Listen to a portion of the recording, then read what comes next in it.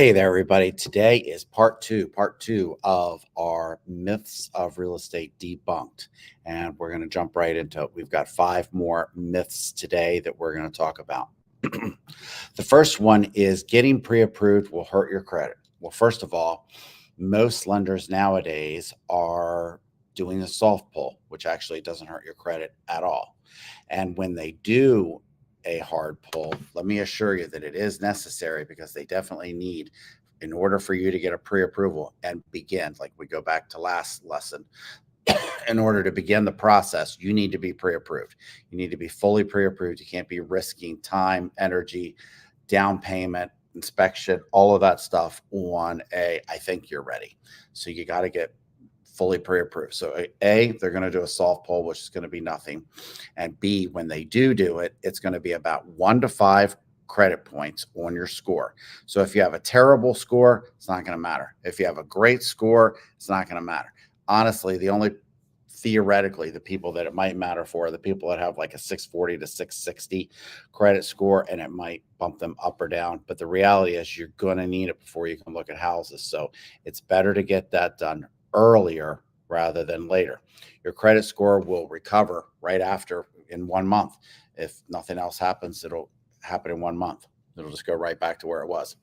Other thing, as a side note, when you go onto my lenders page, not only are you going to find the top lenders in the area reported by me, you're also going to find in there a link that you can click on ahead of time, which opts you out of pre-screening offers. What does that mean? What it means is when you get your credit pulled by somebody, the credit bureaus who are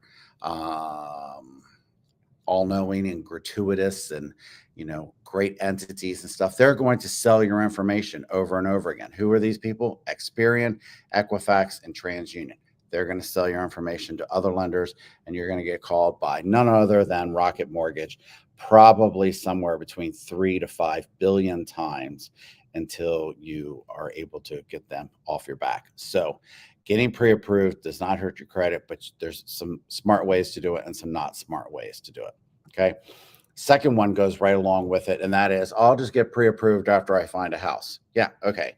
You mean after you find somebody else's house, because by the time you spend all this time finding that house and everything, don't you think there are other people out there looking as well? We've got probably about 10 people for every house right now looking around and trying to find a house. So yes, there will be other people out there who are looking for the house, and they will be prepared and they will make it their house. So get prepared ahead of time. I've heard people say over and over again, like, oh, I don't have time to get pre-approval. Okay, well, then you don't have time to look at houses either. Okay, we make time for what's important to us. So make time to get your pre-approval. The next one is never offer full price. Oh, you never offer full price. I'm always going to offer a little bit less. Well, what can happen, and I've been on both sides of this, is what happens, especially if the owner has been very thoughtful about pricing the house correctly, or even if they're super genius, pricing it a little bit under, then what you're doing is you're just ticking them off. And when you tick them off, they're going to be biased against you because they feel like you're trying to rip them off. So you got to be very thoughtful about it. You got to give them an offer that you feel like they're going to like within reason. Obviously, you don't want to give them an offer that is, way above or, crazy, anything like that, unless it's a highly competitive situation. So anyway, be thoughtful. Let your real estate agent run the numbers for you, like my RPR reports I've talked about so many times. And let's figure out what this house is really worth. And then let's negotiate from a moment of strength, not just from something you heard on the radio. Next is that buying a condo is just like buying a house.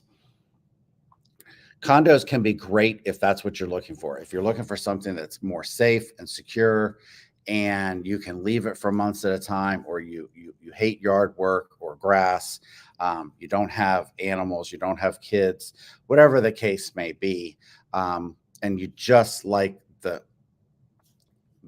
closeness and confinement of a condo, then that's great.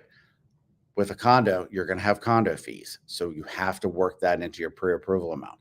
Make sure when you're talking with your lender and you're talking with your agent that you let them know that you want a condo, because the condo, they're going to have to build in room for the fees. Condo fees for a full service condo typically in this area run somewhere between $200 to $300 a month.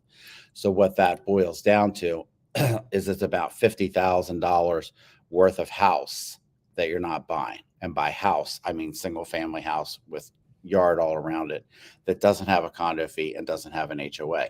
So your $250,000 condo would be roughly equivalent to about a $300,000 house. But with the condo, there's a lot of benefits. You have the little, the safety and security. You have the ability to just lock your door and leave your condo for months at a time. And you have typically they're newer, maybe a little bit more updated in design, stuff like that. So get what you want. Just make sure that you know what you're getting before you get into it. And then lastly, related to condos again, avoid first floor condos. Okay. That's not really true at all. There's very few people breaking in directly through the front of someone's condo. Okay. All of the buildings are secure. So unless you're leaving your door wide open, which would never be a good idea because, criminals have ladders. They can climb things. They can get up to you. So, avoiding the first floors is kind of a misnomer. The first floor can actually be quite a blessing.